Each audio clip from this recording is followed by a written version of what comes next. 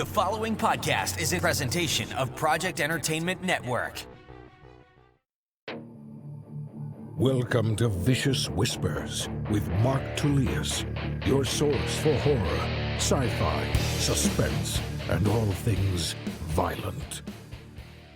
Hey, what is going on, guys? Thank you so much for joining me today on Vicious Whispers with Mark Tullius. Today we have episode 161. At the end, I'll be reading from Transdiet Grandma's House. We are almost done with it. I can't wait. It's been a good week. Did a decent amount of yoga, good amount of weights. It was cool. Yesterday we made a good decision and just stopped after yoga, only 30 minutes. It was a restorative yoga. We kind of wanted to skip over that and go for a harder one. We realized, you know what? We need this. It's important to rest. We did the 30 minutes, and instead of going and doing legs right afterwards with weights, we just went home and did our own shit, which was great. And so today, I went back at it, did yoga, hard class, and then we did squats, which are always fun. But anyhow, I've been doing that. That's what keeps me kind of cool for the rest of the day. Anyhow, so that's been good. Got a lot of reading in this week. I finished Gross Out. That didn't take long at all. That was probably like 2 or 3 days. Love that story. I thought it was awesome. I think Duncan Ralston's an amazing author. Really liked Womb a lot. Loved Midwives. Gross Out I liked even more than Womb. Thought it was really cool. I think it hits even harder for those of us that have been to horror conventions. Yeah, he did an awesome job capturing the horror community, and I think it's an excellent book. Okay, so that was the good book. Now I went through 3 other ones. 3 because it didn't take me very long. One of them was incredibly well written. A first novel by someone. Thought it was excellent writing, but it just wasn't for me. It was a really long novel. Not much had happened. Not much of anything in the first 60 pages. And just a little bit too slow is not what I wanted. I've been reading the extreme horror. That's probably what I need right now, more of what I want. So I went ahead and I didn't even finish that book. So I felt a little bit bad about that.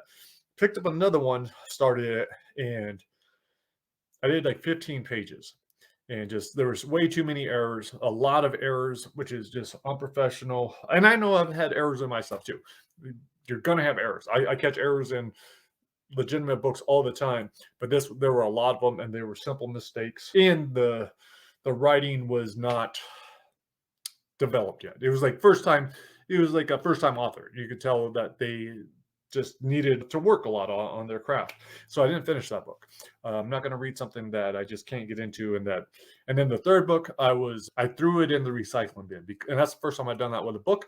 I didn't want anyone even knowing I had that book in my house. It was just incredibly poor quality. And that's kind of like a slap to the face for other independent authors. Like, man, if you're going to put something out, like make sure it's legitimate, make sure it's good. And this was not. So I don't want to talk shit about other people's books, but I think it's important to, not to read things that are not to your liking. I used to be one of those guys that would always finish a book if I started, but like, nope, that's not the case anymore. So I will, I had a policy before where I would try to read anything that was recommended to me, or if a new author needed reviews or something like that. But from now on, I'm only going to read those things that interest me, that I find on my own.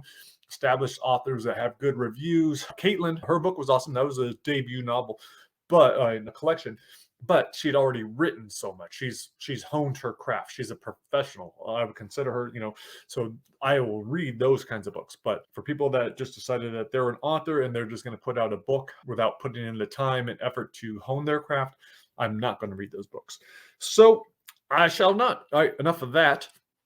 This morning, I was on a podcast called According to Woods with Adam Woods. Awesome guy. I had him on my podcast maybe 5 or 6 years ago, the podcast before this called Unlocking.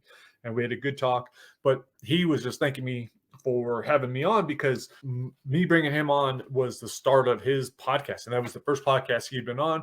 And over the last couple of years, he's had so many episodes. He talks to a lot of fighters, jiu-jitsu athletes. He's big into wrestling, professional wrestling. So if you guys are into all that stuff, definitely check it out. It's called According to Woods. Really nice guy.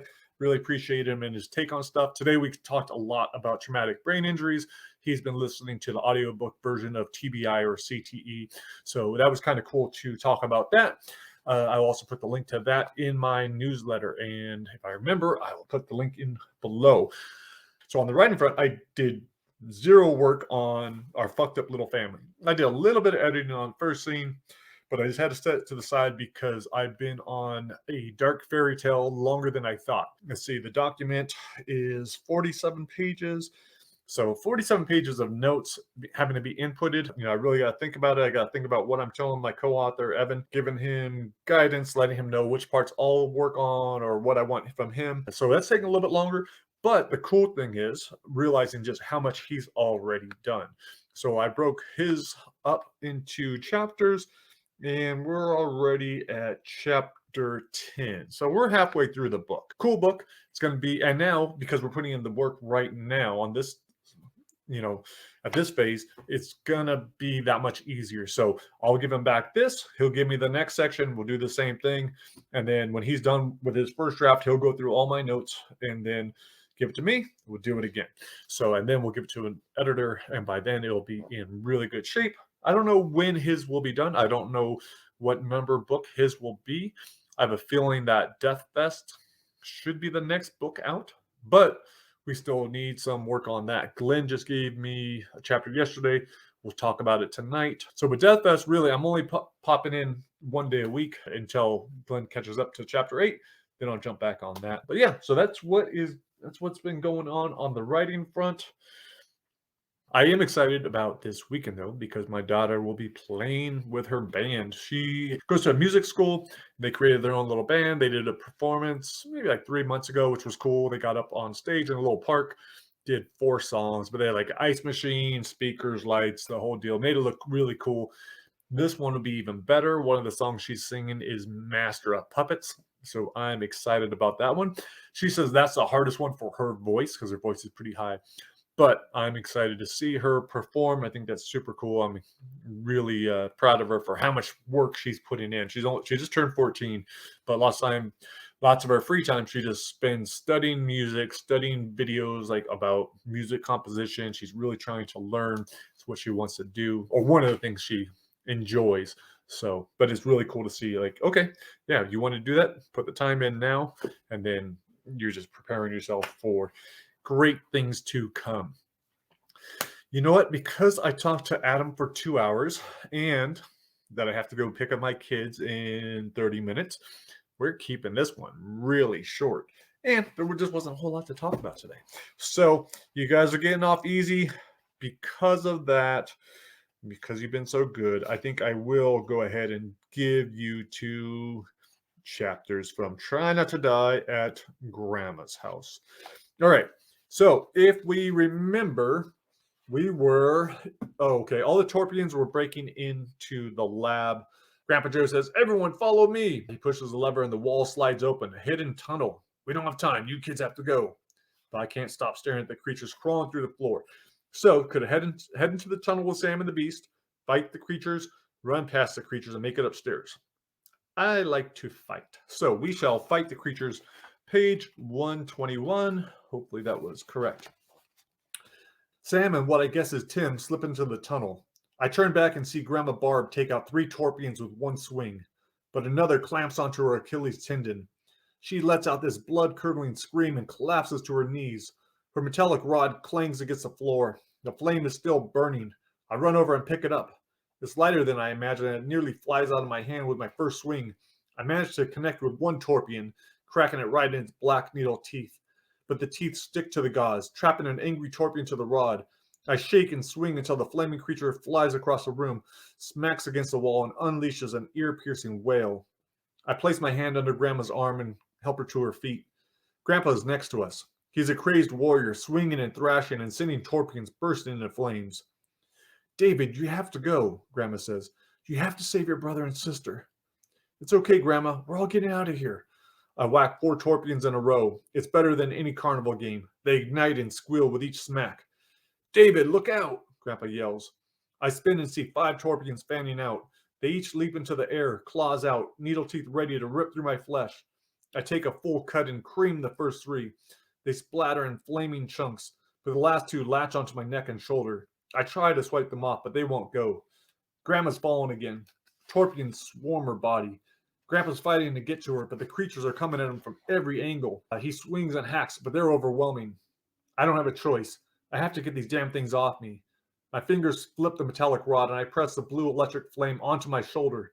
The torpions cry and the heat burns through my shirt. I keep pressing down, feeling my skin sizzle, and the torpions finally fall quiet. When I try to pull the flame from my shoulder, I realize it's fused to my skin. I can't rip it off. I spin and tug, and I see a dozen torpions spring up like a black blanket in front of me. All I can do is close my eyes as they envelop me. I feel their teeth on my flesh, my bones. I try to open my eyes, but I can't see anything through the claws slicing my corneas. My screams mingle with Grandpa's as a stream of torpions floods into the tunnels to finish off Sam. You screwed up. Shouldn't have fought them. What were you thinking? All right, so instead of that, let's do the correct one, which was head into the tunnel with Sam and the Beast. Doesn't seem like a good choice, but what Grandpa told you to do. All right. Grandpa Joe guides Sam and Tim, both groggy and stumbling, into the tunnel. Grandma keeps whacking away at the ground like she's playing a carnival game. Grandpa Joe pushes me into the tunnel. One of the torpions slices into Grandma's leg. She screams and whacks again. More torpions pour up from the ground. Grandpa shoves his keys into my hand. You don't stop running until you get to the car. You don't turn back. Just drive all the way down the mountain. It's all I've wanted since we got here, but now I don't know. I suddenly don't want to leave them. Grandma stumbles and falls. Now! Grandpa pushes me all the way in and starts to seal the door. I see him running towards the shimmering electric field as the wall slides shut. I'm now trapped in the darkness with Sam and, I guess, my brother. He's not speaking, just snarling a little. I finally start leading them, my electric torch illuminating the darkness. My right hand holds the torch and the keys. My left hand keeps Sam moving. She stumbles, but I keep her upright. Tim is woozy, too. He's wobbling and he bumps into me. He growls. I start to worry this tunnel is just a dead end, that Grandpa sent us here to feed the beast with our flesh. But around the bend, I feel a cold breeze. I keep walking and I see a few stars. We get to the edge of the tunnel. There's Grandpa's car, at least 100 yards away. The moon hangs overhead and I see the house, the stream of torpions still flowing through the storm doors. These things must give birth to 100 at a time. I wonder if we should just wait here for a second, let more of them get into the house. None of us are in any condition to run full speed all the way to the car. But here, we're sitting ducks. All right, so what do? Do you run for the car now, or do you wait until more of the torpions are under the house? Run for the car or wait? Very simple. Two choices. Make the correct one. And just so you know, and to be fair to these other authors, this is one of my first books, and I'm not a huge fan of it. There's lots of shit I would have done different with the writing if I wrote it now. So I know a couple authors, first-time authors, took offense to what I was saying about, I'd only read established authors over a first time.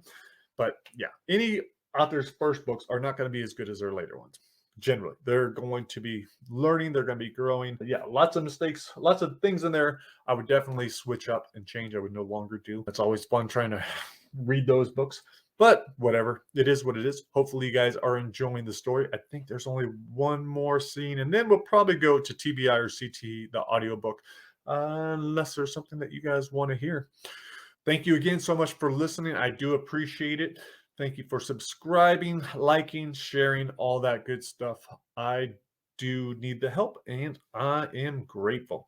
All right, guys, have an incredible weekend, and I will talk to you later. Peace.